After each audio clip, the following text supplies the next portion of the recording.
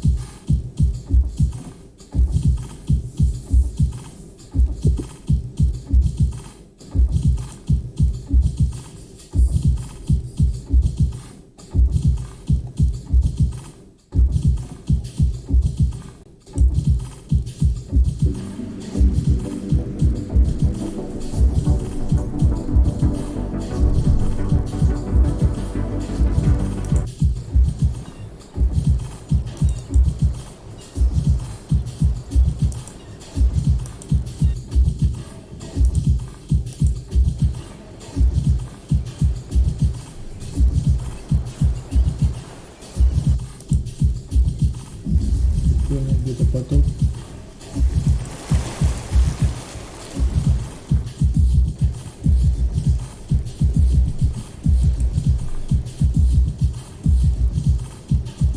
Ну давай быстрее, блядь.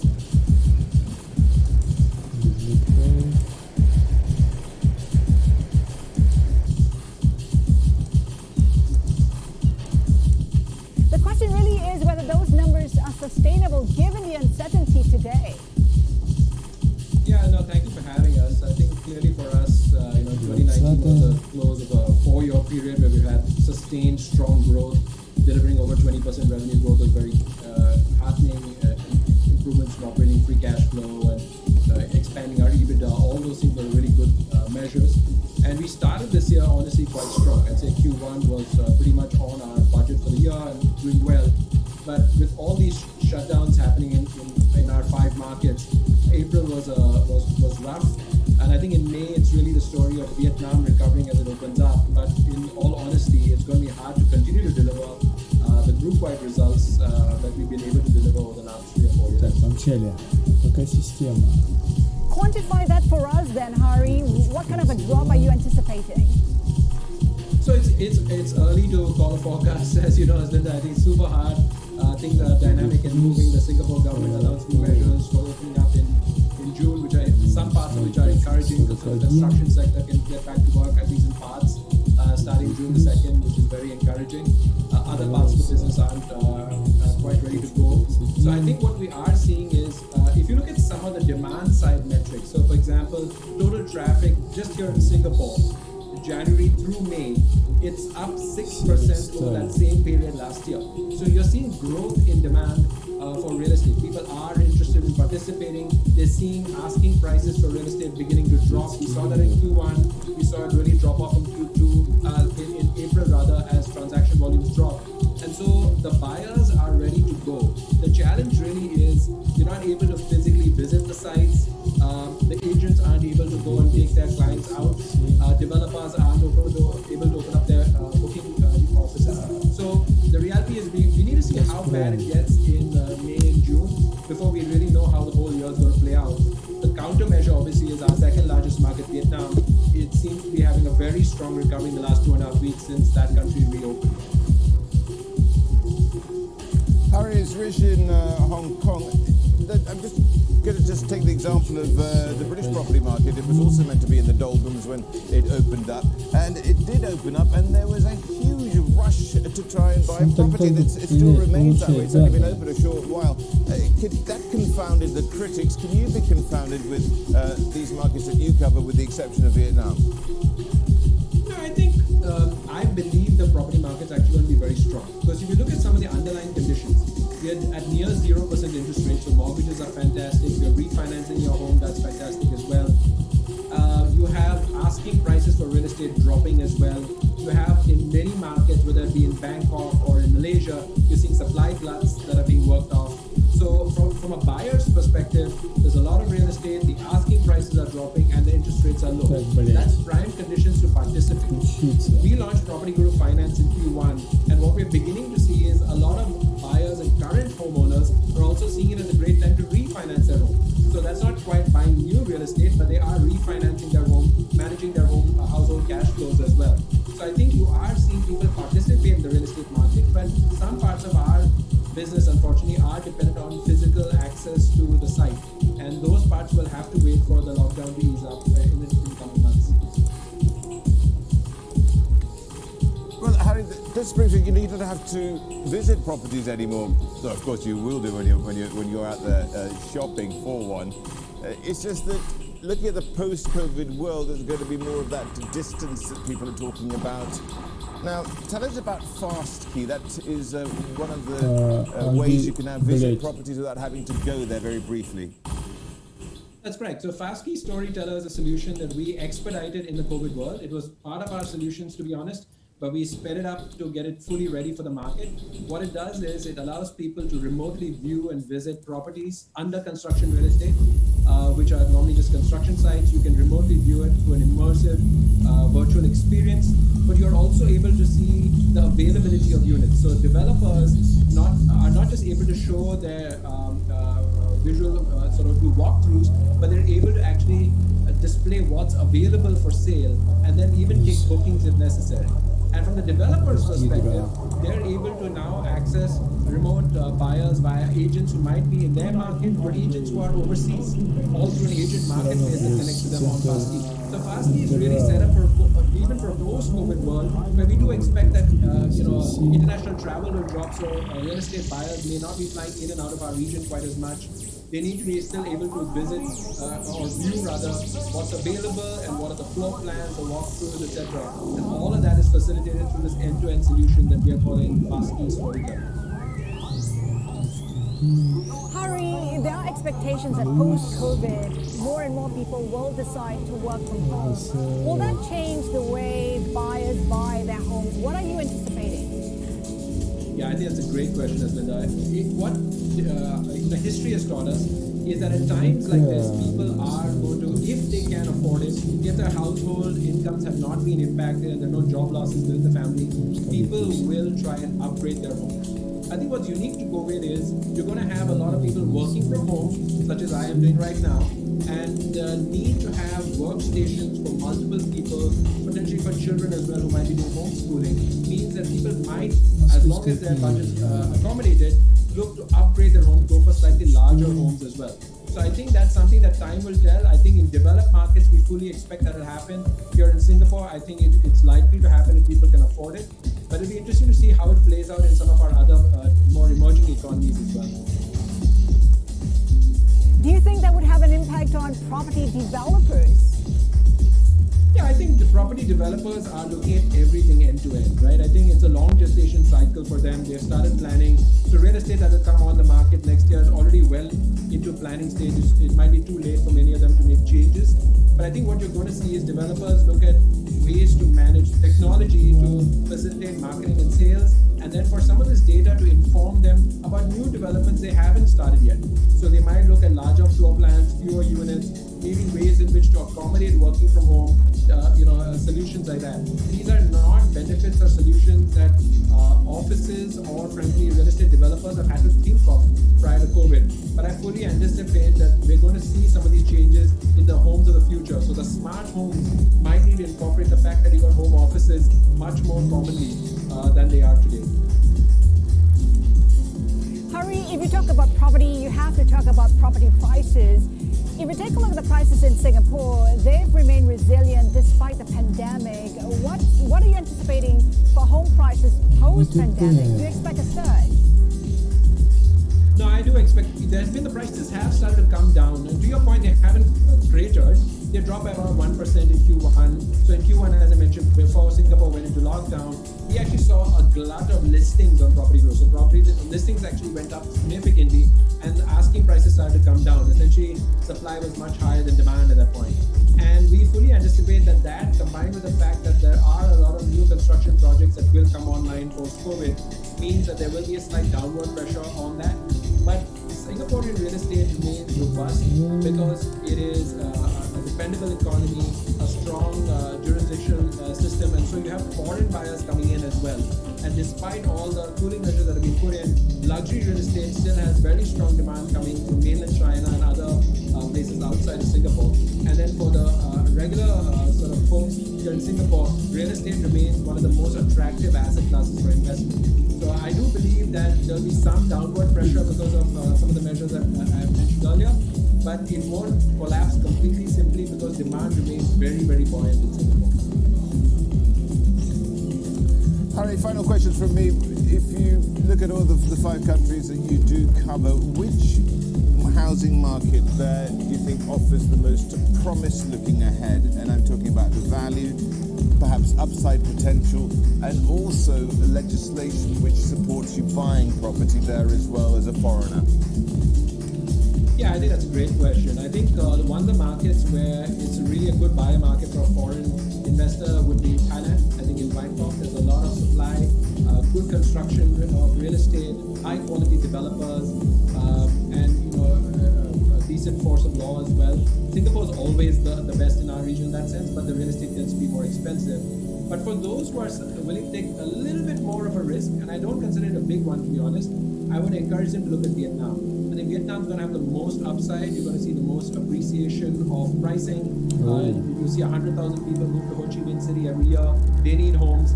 If you make a real estate buy, it's quite possible that they might become a tenant for you. And so I think that's a very attractive market that you should keep your eye on for the next 2 or 3 years. Устали ходить на работу каждый день? Хотите зарабатывать из дома? Если нет, So what does the stats report say about Moderna's study? Good morning, Nara. Well, what a difference, I have to say, 24 hours makes. We were here yesterday talking about the fact that Moderna had this record high in the market, but there seems to be some cold water with this health publication stat. We should note as well, Bloomberg did say yesterday the results should be viewed with caution. One thing stat highlighted, the early nature of the vaccine. It said most of what Moderna disclosed was words, not data. It cited the lack of a press release from the U.S. National Institute of Allergies and Infectious Diseases. And on top of that, the report also cited experts who said we have to take this with a grain of salt. They were waiting to see more data. It's clear from the scientific community that data is going to lead and what they view as hopeful instead of words. But Nara, we've seen this before. We talked about this with Gilead. There just seems to be any glimmer of hope in any of these vaccines we're seeing around the world. The market really takes that on with stride because any chance of getting a vaccine really does mean economies could be lifted and go back to life before the pandemic.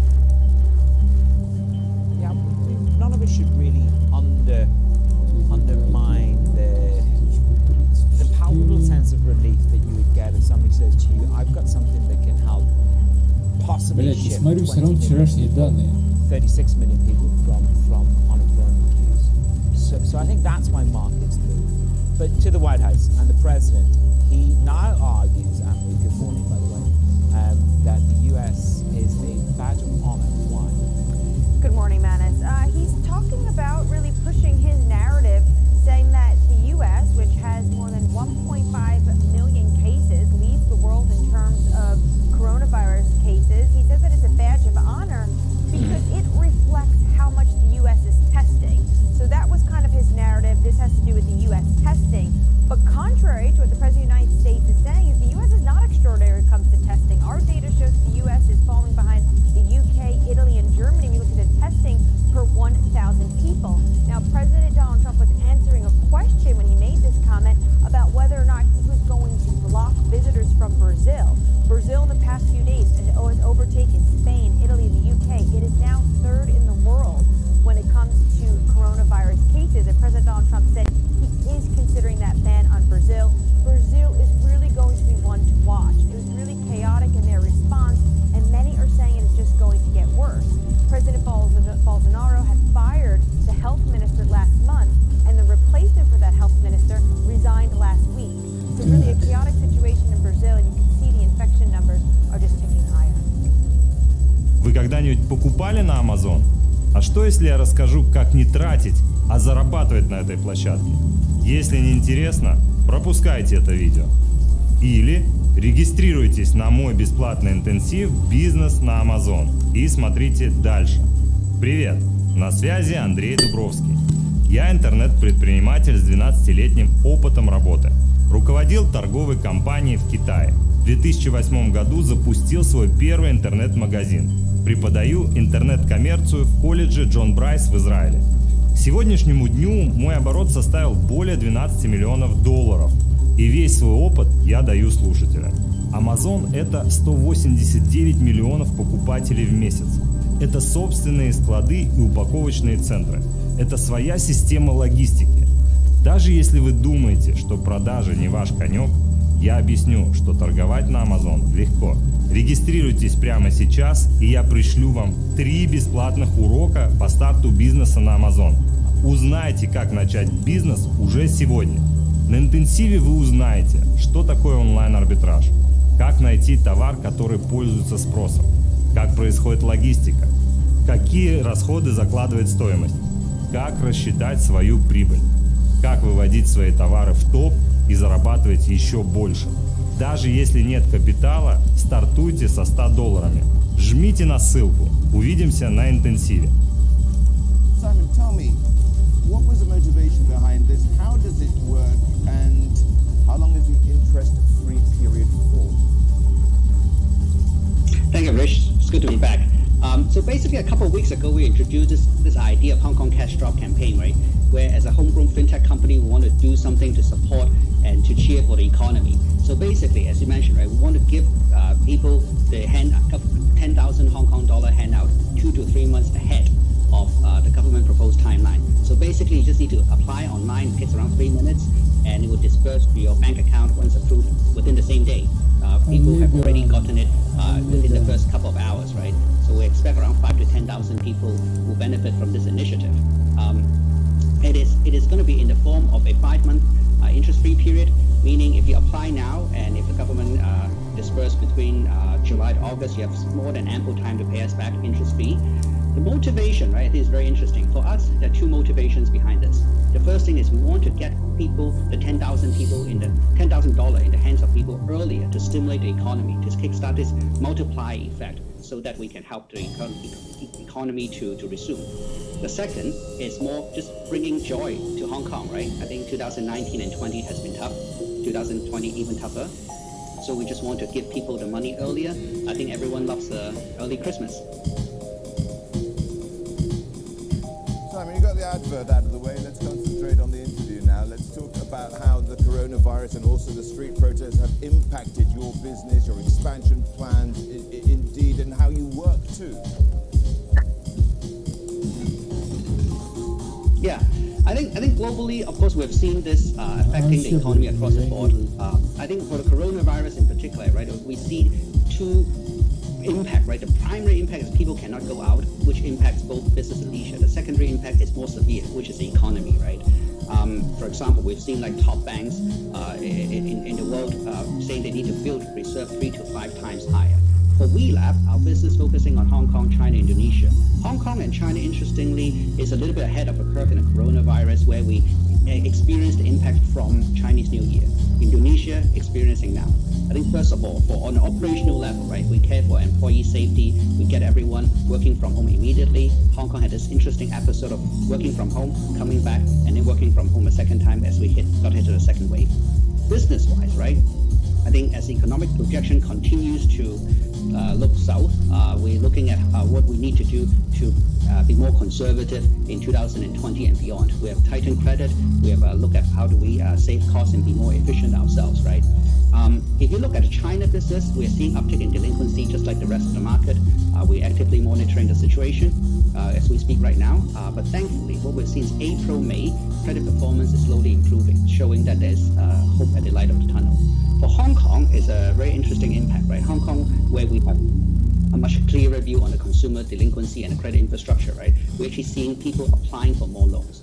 If I look at March 2019 versus March 2020, we actually see applications and approval volume from online coming up by 36%, which is a very good improvement. Indonesia, the last lockdown most recently, we also seeing uptick in delinquency, and we need to closely monitor the situation. Blizzard. Что там? Что-то как-то вот он... Simon, talk to us about plans for your virtual bank. I mean, what's the timeline? We know you had a soft launch back in late April, and that involved individuals. Boeing. Yes, we're very excited to have launched already. In the pilot launch, we cover around 2,000 individuals, family and friends. It's been very smooth so far. I personally opened up my account and got the debit card a couple of weeks ago. It's a very good experience. I think it's really different from opening up account, spending on a card, and feeling in control of your financial services. So we're very excited about it, and we hope to be able to complete the pilot launch soon and be able to open for public. Virtual banks all the rage right now, but you didn't apply for a license for a virtual bank in Singapore. One, are there plans going forward? And where do you take it from here? 1.13. Так. Yeah, I think our primary focus is to get it work in Hong Kong first, build all the system, test everything out, and proposition. We are of course looking at how do we expand in Southeast Asia Как in мы the всем next couple of years, стадиям being able to have a strong proof case for Hong Okay, Kong, right? ладно. Allow us to scale up very efficiently, and of course the technology is universally applicable. So I think that is the primary objective. Caterpillar. You raised funds last year. How are you intending to use that? I think in a couple of areas, right? The first thing is, of course, to support the bank's launch, which we have done the pilot launch this year, and hopefully we'll see the full launch in the next couple of months. The second part is we've developed a lot of interesting technology, in particular in the area of privacy computing, which is so important right now, right? And we've been offering that as a B2B. We plan to offer that as a B2B service to all our banks and financial institutions as our business partners. The third is we continue to look at opportunities in Southeast Asia, where we see right now we've started in Indonesia with a joint venture with Astra International, and we will continue to look at other parts of Southeast Asia like Thailand, Philippines, Vietnam. I think these are all areas with a lot of opportunities. Simon, are you profitable? And if so, not that it quite often matters now, what about your IPO plan? Yes, we're profitable. I think we're very fortunate we've been profitable since 2017. What we're looking at right now in terms of IPO plan is, I think it's not at the top of the agenda right now. I think the focus of the company has to be build a virtual bank to make sure everything works and our customers love our proposition and being able to scale regionally, and then we can look at other opportunities at the same time. And I think we'll continue to monitor the market situation. Just one last word on the cash drop. You can get your last plug-in for that. Tell me something. You've got 0%. Is it open to non-customers of your bank, etc., and all we lend, as it were? And tell me afterwards, what about retention? How do you retain those people? So I think this Hong Kong cash drop campaign is open to any permanent resident in Hong Kong. You don't have to be existing customers. Anyone can apply. I think that's number one. And the objective of this, right, is during these difficult times, we need to look beyond business opportunities and see how we can help and contribute and support the market. Hence, we didn't have a set group of existing customers in mind, but instead we want to see how we can help as many people as possible.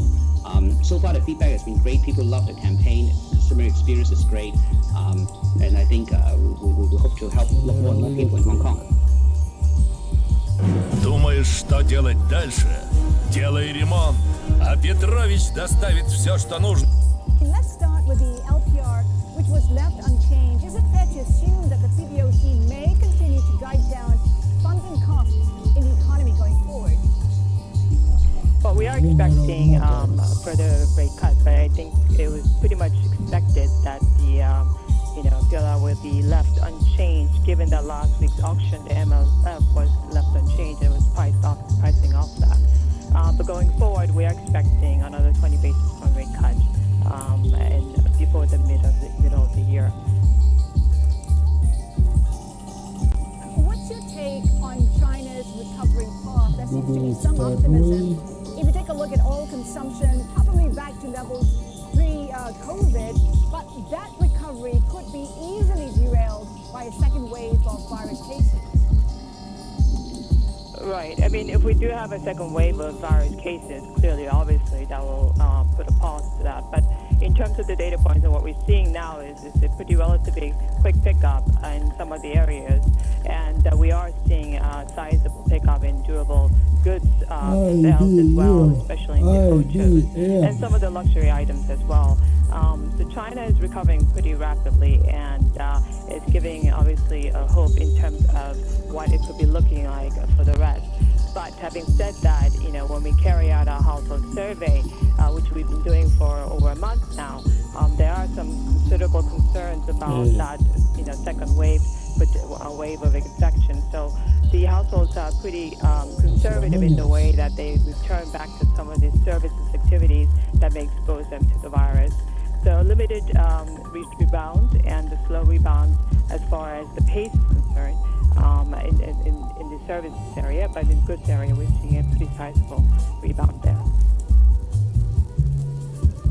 Juliana, Richard here. So what kind of shape of recovery we're likely to see in China? So industrial production numbers, they weren't too bad, better than expected there. But doesn't that lead to, at the end of the day, inventory overhangs and perhaps overcapacity as well in the economy for the time being? In terms of some of the rebound, I mean, the durable goods sales, for example, we're seeing return back to pre-COVID levels. And in terms of, I think some of the export area, we have seen some good numbers coming out of China, but I think it's more of the issue on the second quarter. What we are going to experience in the second quarter is the sizable headwinds as far as the exports are concerned, for not just for China, obviously for Asia region as a whole. So that will limit in terms of the pace of recovery, even for China after more than a 10% Q&Q contraction in the first quarter. So we'll see a single-digit recovery or rebound or growth in Q&Q in the second quarter. But nevertheless, we'll see continued expansion on the China's front, while the rest of the other region or part of the region basically contracts in the second quarter, probably at a faster pace, given the lockdowns in the rest of the region here. Juliana, okay, that brings me to this rather interesting study you did. You worked this a rough correlation between the severity of social distancing and the deepness or fall in economic activity. So where does that leave various countries? Just been talking about the shape of the recovery in China, but will we get for, let's say, the Europeans and also for the US, people talk about a V-shaped recovery or an L-shaped or a U-shaped or perhaps even a pear-shaped recovery, Julie? Right. I mean, in terms of the steepness of the contraction that you're going to see in the second quarter for developed economies, so just even a modest rebound in the following quarters will make it look like it's sort of like a V-shaped nevertheless. But I think it will take some time for us to get back to the pre-COVID levels as far as GDP is concerned. For developed economies, it will take longer than, basically past the 2021, whereas for Asia region, it will take until middle of next year for us to get back to the pre-COVID levels. So the recovery pace is much slower, obviously, than the SARS period of time as far as the outbreak is concerned and its impact. But nevertheless, Asia will emerge out of the crisis much faster than the developed markets. Here in Southeast Asia, we're awaiting the decision from the Bank of Thailand, Juliana. Consensus is that it may cut 25 basis points. What's your take on it, and what's your view on Thailand's economy right now? Yeah, I am too expecting BOT to cut rates by 25 basis points. But I think what's important is in terms of the fiscal stimulus, and we are getting pretty sizable fiscal stimulus on the part of the government. But having said that, Thailand faces pretty strong sort of pressure on one of the important sectors like tourism. And when we carried out a household survey around, which we've been doing it for the last, over a month, a lot of households are, very reluctant to go back to traveling by plane and then along cruise. So I think that sector obviously will be under pressure. It will take some time for that to recover. And so Thailand probably is one of the more sort of the weaker recovery story for the region as far as the rebound from the COVID-19 outbreak is concerned. Nothing replaces the human connection. And nothing is going to get you farther along than to be able to connect with people. This class is not only going to be about being a TV journalist, though we're going to get into that. That's not what this is about. It's about negotiating, public speaking, body language, shoulders back, head up, eye contact. I cannot think of any line of work that you are not going to benefit by communicating effectively and authentically. You can't fake it. You can't fake the funk, baby. It's about sharing with people how they can be a better communicator. Tell you a secret. Listen. Now, Minister, the reopening of the economy is aimed at kick-starting, basically, Singapore's economy, and we're seeing pretty much encouraging signs. We saw growth in exports for the second straight month. I'm just wondering, are those gains sustainable going forward? So let me make a couple of points. First, I think we have never really stopped the economy. Even during the circuit breaker period, we have about 17% of our people working on site, but we have quite many more people working from home, and that's because of the structure of our economy. So with the resumption of activities on the 2nd of June, we have about 35% of people on site, but essentially more than 3/4 of our economy will be able to resume normal activities. On the numbers that you mentioned, we are quite encouraged by some of the positive numbers coming in for the first quarter despite the headwinds, but we are not complacent because we are very aware that in the coming months, the downside risks are still many, and we will have to watch the situation and navigate the difficulties very carefully. There may be downside risks, but is the worst over for Singapore, you think? I think it's too early to say if the worst is over for the global economy. At this point in time, we are seeing recurring waves even amongst the countries that have apparently got it under control previously. So the risk of subsequent waves of infection is very high. Second, I think beyond the health crisis, as we suppress the epidemic curve, we now have to suppress the unemployment and the business closure curves. So that's the second set of risks.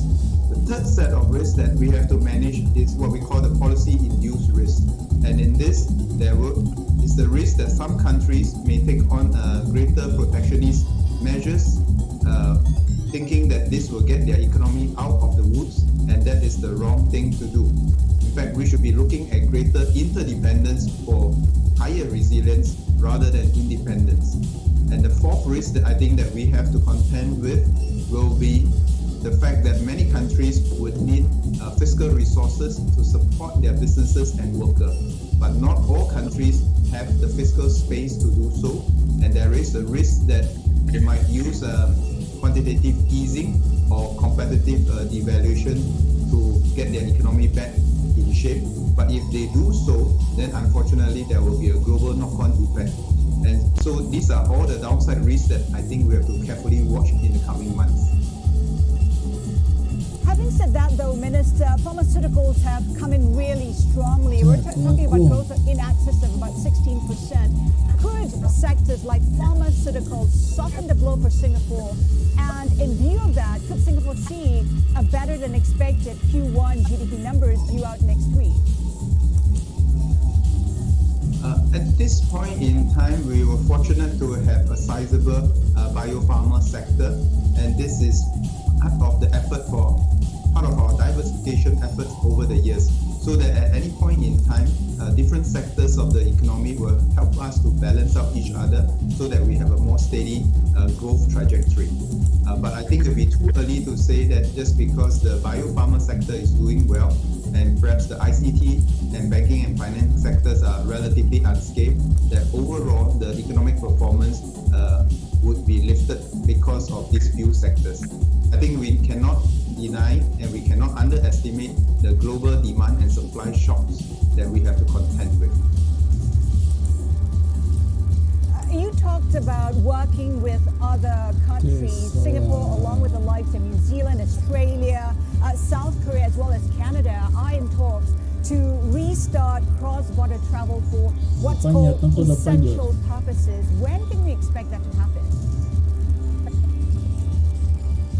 We are working through the processes with Australia and New Zealand, Будем позитивными. China and Korea at this point in time.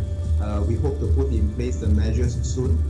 For business travel or for travel in general to resume, we will need the protocol, need a sense of a shared protocols whereby we recognize each other's medical certification and also have the same protocol as to how many days we need to isolate or quarantine the person, and is it done in the receiving country or the sending country. So there's quite a bit of details for us to work through, but we hope that once we develop that set of protocols between the like-minded countries, the countries generally in the same part of the epidemic control curve, this would be a model that the rest of the other countries and other partners can come on board as well. Could you define essential services? What does that entail? You mean essential business travel? That's right. What does that entail, Minister? Yes. There are essentially two categories of people that we are looking at. One will be the senior management for many of the multinational companies. The second group of people that we are looking at are the skilled technicians that needs to maintain many of the critical systems around the world. Minister, at the same time, Mike Pompeo says that the U.S. is working with the likes of India, Vietnam, Australia to restructure supply chains, and that is to reduce the dependence on China. What do you make of that move? And has the U.S. approached China with regards to this? So I think after this crisis, many countries and many companies will take the issue of supply chain resilience much more seriously than before. Prior to this, I think there are already forces causing the reshape of the global supply chains. This includes the digitalization potential, this includes the geopolitical considerations, the protectionist tendencies of some countries, and also the tax competition across many countries. So the pandemic would be the latest in the suite of factors that will cause the countries and the companies to relook at the resilience of their supply chain. Now, having said that, I don't think this is a zero-sum game. Even if the US or Europe or China or India for the matter start to reorganize their supply chains by moving them to some other parts of the world, it actually increases everyone's resilience. At the same time, it also increases the interdependence between the various countries. So let's take an example. If some of the US companies move their operations out from China into Southeast Asia, first of all, it will increase the linkages between Southeast Asia and China. But it doesn't mean that the linkages between the US and the Chinese economy will therefore be entirely decoupled. The next point that we need to note is that even as some of the companies move out of China, and this can include both American and Chinese companies as they seek greater resilience and diversity in their supply base, it will also allow the Chinese economy to have greater capacity to recycle their capital and labor. And in fact, I think China, with or without this pandemic, will certainly be doing that progressively. And all we see is probably the acceleration of this move by China. I'm just wondering, has the U.S. approached Singapore with regards to the talks to restructure the supply chain? Is there a sense that perhaps if that were to happen, Singapore could be divided between the two allies, China as well as the U.S.? I don't think so. At any point in time, I think Singapore plays the role as the intermediary, and we are a free and open economy. We welcome investment from all parties. In fact, we connect the economies from the US to China to Europe and India. So our role is always one of integrating different parts of the global supply chain together. So even as the global supply chain shifts around the region, there are always opportunities for us to continue to play that role well. And perhaps you can even argue that that role is even more important in a world that could potentially be divided by geopolitics and protectionist policies. Думаешь, что делать дальше? Делай ремонт. А Петрович доставит все, что нужно для ремонта в день заказа за 190 рублей. You know, it is a tough time, I think, for so many people in the world, but certainly from the point of view of a central banker. Setting your forecast, setting your plan to fight off the damage from the coronavirus in New Zealand. You know, your view of the economy right now has 4 scenarios, and they range from something like the quarterly GDP number coming in at -4 or -37%. How do you set policy? How do you manage when there's so much uncertainty about where we are, where you are, and where we're all going? Great questions, and I certainly don't feel we need sympathy. I mean, being a central bank governor at this point is not only challenging, but very exciting. And I'm pleased that we will still remain employed for the time being. So I feel privileged rather than pressured. But in terms of setting the policy, while the challenge is probably in terms of the outlook is the hardest ever, in terms of what we need to do is probably the easiest ever. That the shock is global, it's significant, it will persist. Fiscal policy is first cab off the rank, and monetary policy is playing a bit part, really a significant bit part. But so for us, the obvious decision is as much as we can do, as soon as we can do, with regard to easing policy and keeping interest rates low and that yield curve flat and stable. To pretend we can do that with accuracy would be wrong. There's no sense of perfection. That's why we call it scenarios rather than predictions. But it's very clear: quantitative easing, significant, and keep an eye on low and flat yield curve.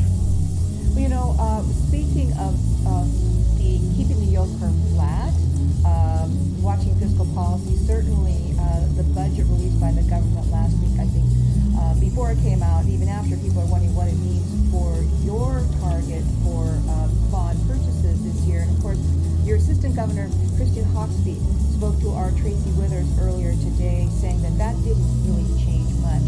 So, but to get back to this bigger picture question, are you really only basing your sense of how many bonds you're going to have to buy or want to buy, how you're going to keep the yield curve flat, how you're going to keep your yield low, based on how many the government is issuing?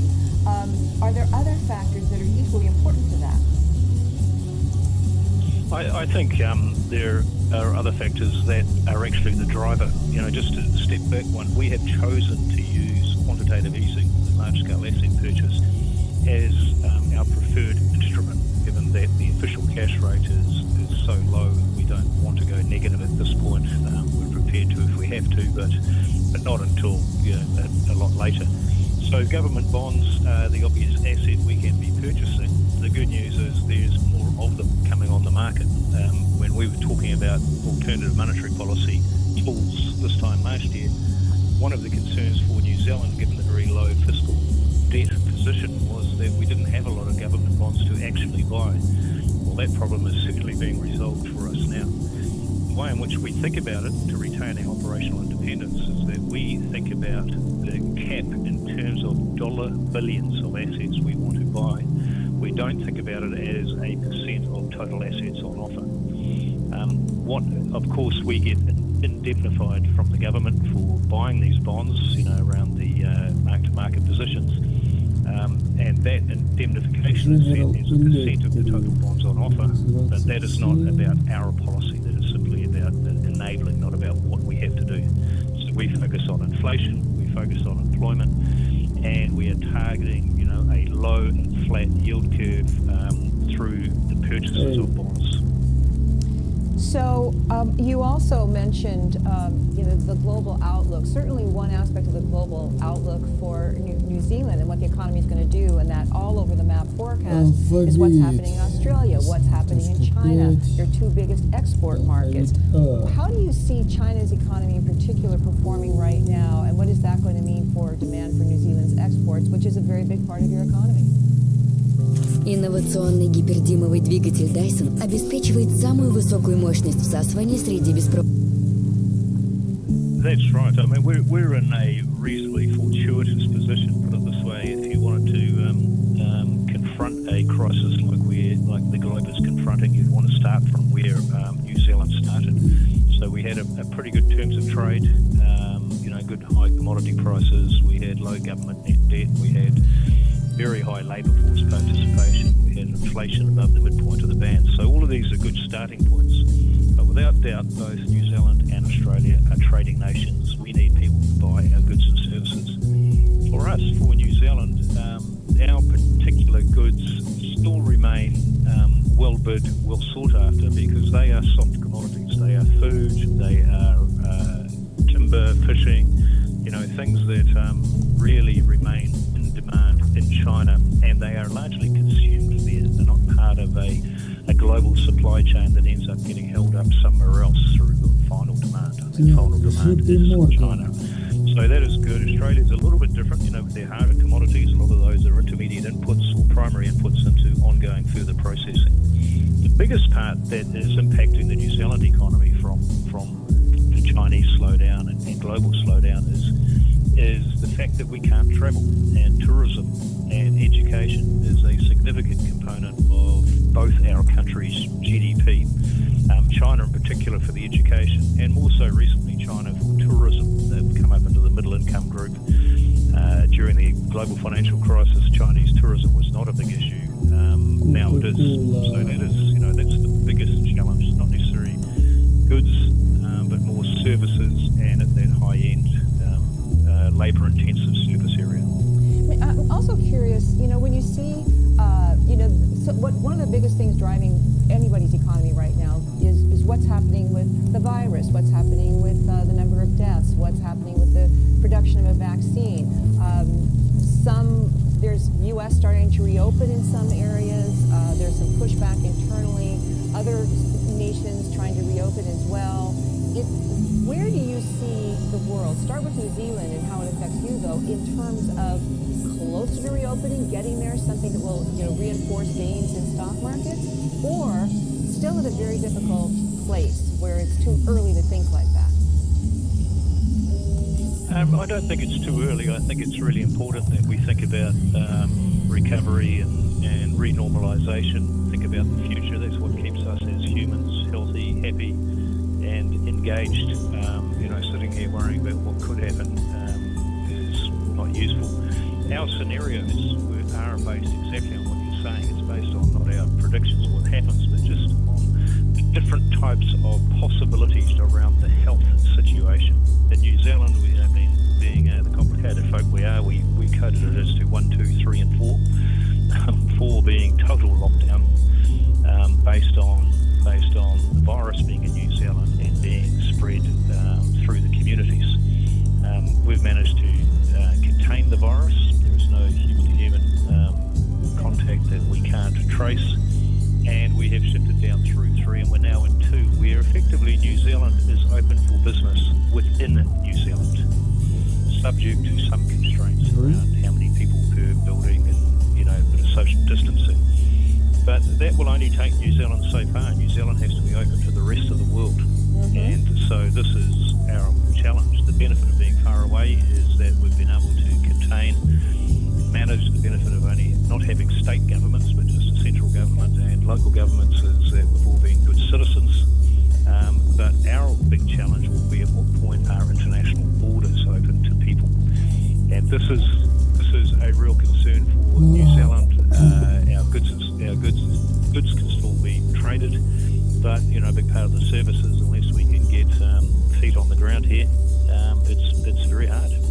I want to ask you, of course, about negative rates, because it is certainly a hot topic topic among central banks around the world. And I want to put this in a little bit of context too, because the Reserve Bank of New Zealand back in 1991 was the first central bank to move to an inflation target. So in a sense, RBN said has been a leader, a bellwether. So the fact that you, Adrian Orr, in effect have endorsed negative rates for New Zealand, I think makes your position all the more important.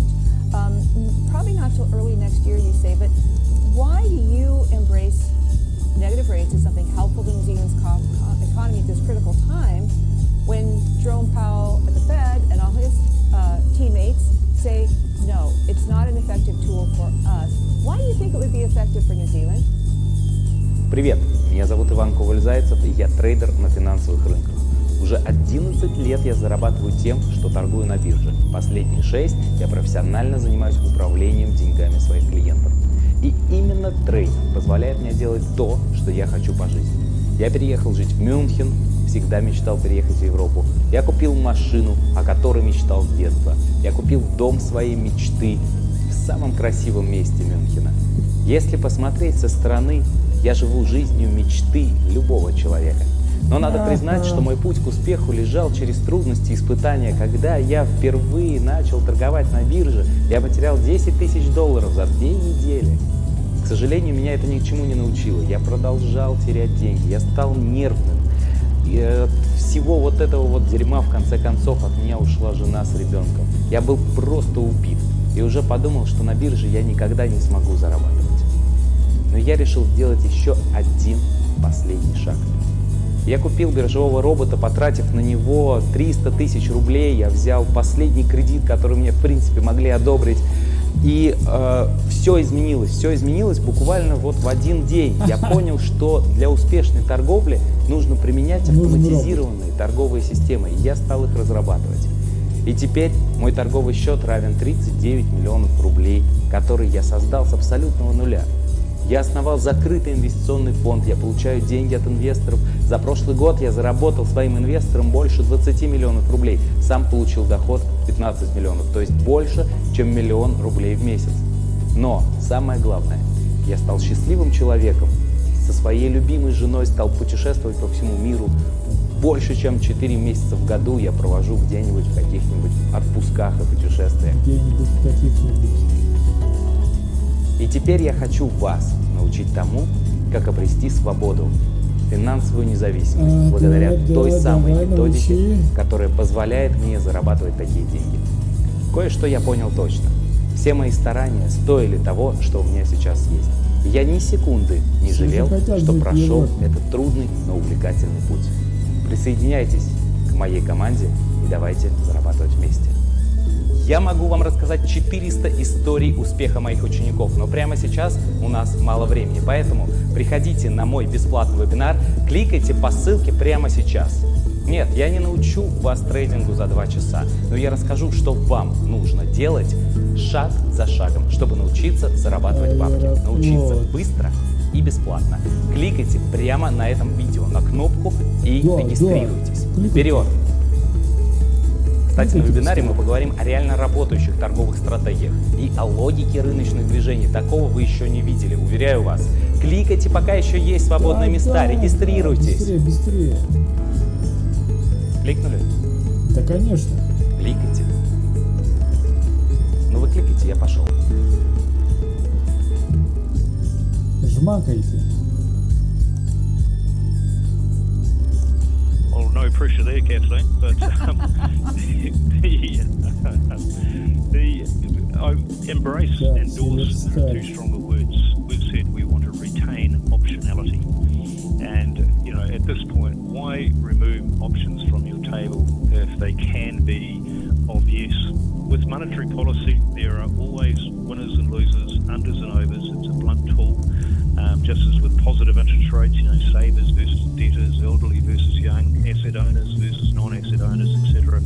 All of those relative challenges exist. With negative interest rates, that will remain the same, just as it does with quantitative easing, just as it does with term lending, just as it does with foreign exchange intervention. All of these different tools have positives and negatives. And what we're saying is, let's keep the optionality. And the optionality is is about to have a negative wholesale interest rate if we deem that necessary, and at that point the most effective tool that we can deploy. So, it's got to jump the hurdles. It's got to be seen to be necessary. It's got to be seen to be effective, efficient, and operationally capable. In fact, at the moment, it's the operational capability that was our biggest concern. And that some banks' systems just can't handle a negative number. No one ever thought that would be the case. I can't talk for the other countries, I won't, but it comes down to a lot around thinking about what is the limit to a negative interest rate and what does it do and what doesn't it do to retail banks' balance sheets itself. So that's the work we're doing, and I would never say never. We need to keep the options on the table. So saying something's an option, it seems to me to put a lot more doubt over it. I guess that will be determined by, well, or let me ask you, is it going to be a question then of just in how bad a shape New Zealand's economy is down the road a few months? Is that going to say, boy, we have to do something, bond purchases haven't worked, the impact is deeper and longer, the fiscal spending, so now, boy, it's the last thing on the list, we have to try it? Is that the kind of optionality it is? That is the type of thinking, but it's certainly not the last option, and we wouldn't be doing it even if we didn't think it was going to be effective. So you're dead right. The very first thing is down the road, what further stimulus, if any, do we need? Are our current tools, our purchasing, government bond, quantitative easing, is that still working? Have we still got headroom? Is it achieving what we're doing? The market's functioning. So, there are lots of very sensible questions we can ask, at which point we still know that a negative OCR is an option. And so, I just don't really see any downside to it, to keep that optionality available. Probably if you talk to a retail banker, they might talk differently, but that is the price, of making the profits they're made. Well, speaking of retail bankers, you mentioned a couple of times at the press conference after your policy meeting last week that you noted that even though the OCR, the cash rates come down, retail rates at banks have not. And you said you were pretty sure that banks are going to realize that if they want to make the LSAP, the bond purchase program, effective, they've got to be on board. They need to lower those retail rates too. Would pushing the rate down to negative put a little more pressure, the OCR rate that is, put more pressure on those bankers to say, oops, I guess we better do this? Жилье нужно всегда. Это одна из основных потребностей человека. Хотите узнать, как заработать на недвижимости всего за 60 дней? С нуля, абсолютно без вложений. И даже если вы никогда не занимались недвижимостью и ничего в этом не понимаете. Если такой быстрый заработок пугает вас, пропускайте это видео. Ну а те, кому уже интересно, регистрируйтесь на бесплатный вебинар «Заработать на недвижимости за 60 дней». Или смотрите дальше. Меня зовут Мария Кузнецова. Я инвестор и совладелец 7 бизнесов в России, включая строительство загородной недвижимости, монолитное строительство домов, оптовую продажу строительных материалов, службу такси, инвестиционную компанию, онлайн-обучение сделкам с недвижимостью и бизнес по продаже квартир-студий в Москве. Автор книги «Как заработать первый миллион на недвижимости». Я создала и обкатала на сотнях продаж схему, позволяющую зарабатывать по $1 миллион рублей на сделке с недвижимостью всего за 60 дней. Хотите также? Для этого вам не нужны ни опыт, ни специальные знания. Стратегия настолько проста, что повторить ее может каждый. Не нужны ни навыки, ни образование, ни даже харизма. Все, что нужно, просто повторять наши шаги, и вы действительно начнете зарабатывать так много. На вебинаре вы получите информацию, которой у меня не было, когда я начинала. Мне она досталась ценой многих ошибок и трудностей. С таким багажом вы можете войти в этот бизнес сразу и быстро начать зарабатывать. Переходите по ссылке и регистрируйтесь на бесплатный вебинар «Заработать на недвижимости за 60 дней», на котором вы получите пошаговую стратегию, как зарабатывать на недвижимости без первоначального капитала и вложений. Я расскажу, как найти квартиру от собственников, продать ее по студиям и как заработать $1 миллион рублей всего на одной такой. I absolutely think it would. The most significant pressure we can have is called competition. I do get frustrated when people say there's just not enough competition there, so we don't have to move. I'm not sure why people would say that publicly. The competition, I can rationalise why the retail interest rate margins have remained where they are, if not slightly higher, as the wholesale rates have come down. In part because funding is done through deposits, and so there's a competition to keep the deposit base there. It's done through international debt issuance, and there was some volatility out there in the markets. But as demand for credit picks up, which it already is now that we're allowed back out of our houses, competition should come back to the fore, and that retail pressure will come on banks to be competitive. Sunlight is the best disinfectant, so we will keep shining light on it to say, what are you doing? We're not lowering rates in order for you to increase your profitability. We're doing it to get to the end point. A negative OCR, without doubt, well, that's saying, bang, you're done. This is you are having to. It certainly impacts the funding opportunities quite directly for banks, but I'm very confident that the margins will reduce and the feed through will be full. Again, looking at a global question that you've looked at for many years, and that's inflation versus deflation. I think many more central bankers seem to say, oh no, I'm much more concerned about deflation. That's why I'm creating special programs. That's why I'm putting bond purchases, et cetera, et cetera.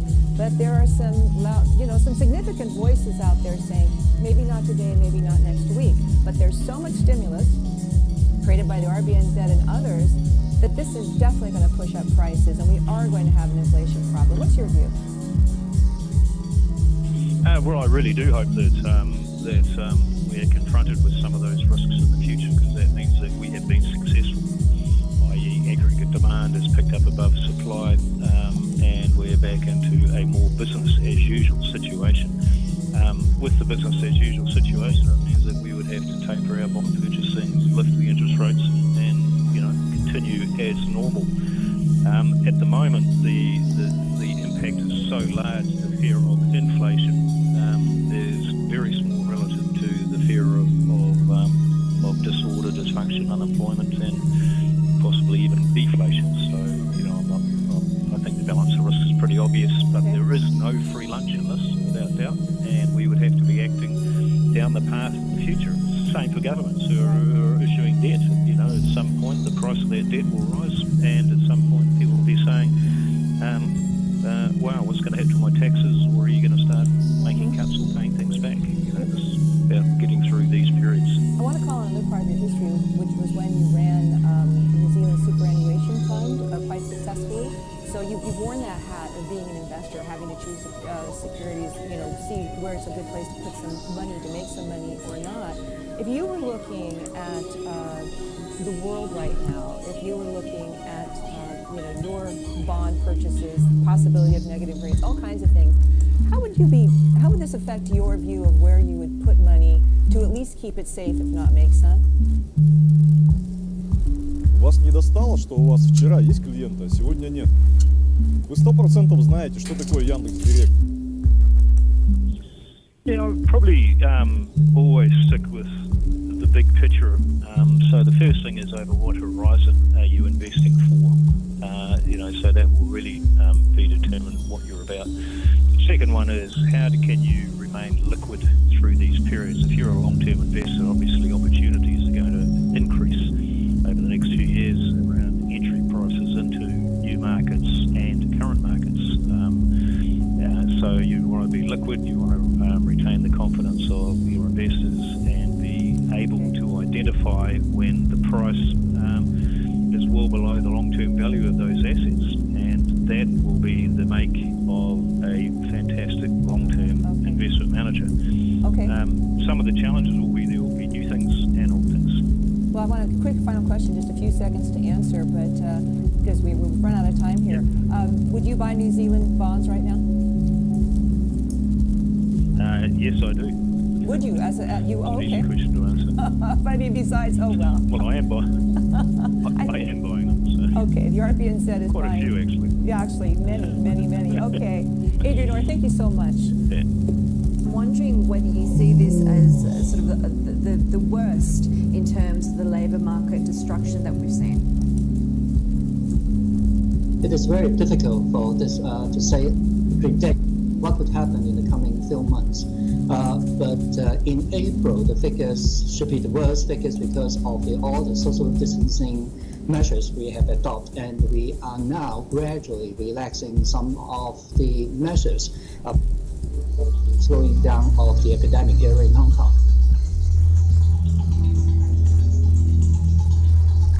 We recall back to 2003 when Hong Kong saw its highest level of unemployment at more than 8%, but then that was followed by a rebound. Are you hopeful for a rebound this time, given that you're also dealing with the social unrest and the street protests, which obviously wasn't a factor back then? Again, it is too early to say whether we have V-shaped rebound or U-shape or unfortunately L-shape. But I would say because the general relax of the social distancing measure here in Hong Kong and the ongoing discussion between Hong Kong, Macau, and the mainland, there can be some resumption of economic activities, at least within the China region. And there should be good signs in the coming weeks we may be able to see. So we should be cautiously optimistic. We can't imagine where it goes. Perhaps someday when we understand a little more about Cautiously optimistic, but the fact is we're getting scenarios being put out there that we could see 1 in 4 retail stores closing, more than 15,000 shops in Hong Kong not really surviving this pandemic lockdown period, even as we start to see these restrictions being lifted in Hong Kong. Is there any sense that we could see more action from the government? The rent reduction measures are helping, but clearly not enough. What more policy measures need to be taken to be able to help some of these, particularly small, medium-sized businesses survive? Starting from next Monday, we'll be rolling out an employment support scheme, which aims at paying 50% of the salary of the staff.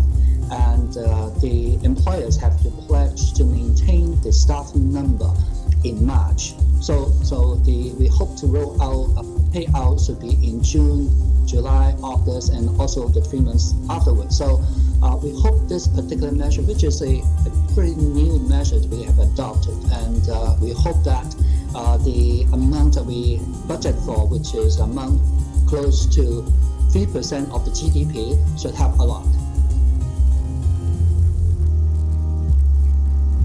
We've seen supply chain dislocation on an extreme scale as one of the effects of the pandemic lockdowns around the world, and we're also starting to see in this latter part of the pandemic management some companies, the likes of Apple, really leaning away from China, right, looking more to Vietnam and other countries for their supply chain needs. How does that impact Hong Kong and the businesses there that do rely on being a gateway to China for their survival? I would expect there are some general restructuring of different types of industry here in Hong Kong, apart from the supply chain issue, and also there will be, even within Hong Kong, we do not expect that tourism will rebound very quickly, although maybe slowly, but then definitely there will be some restructuring within the economy that it takes time and can be painful. When it comes to the wealth gap, Hong Kong has always been one of the worst in the world. If you take a look at the Gini coefficient, this is clearly going to be worsened by the pandemic, the recession, and the ongoing pain that really started with the social unrest and the protests in Hong Kong, right? What more can we expect from the government in terms of supporting the people and the sectors of Hong Kong society that are going to be suffering the most? In Hong Kong, we do have a safety net. We call the comprehensive social security system, and that would be able to help those who are financially in need to basically live the level of living that is required here in Hong Kong. And it is actually its function actually is performing pretty well, although the number of applications coming into our welfare system is increasing very rapidly, and we'll try every means to manage. Is the government considering further rounds of cash handouts, given that they may be needed, given the levels of unemployment and underemployment that we're seeing? In the current budget, we have promised to give 10,000 Hong Kong dollars to every adult here in Hong Kong. We expect the application of the funds of that particular handouts to be ready in a couple of weeks' time. And some of the money will start going to the pockets of our citizens as early as late June or early July.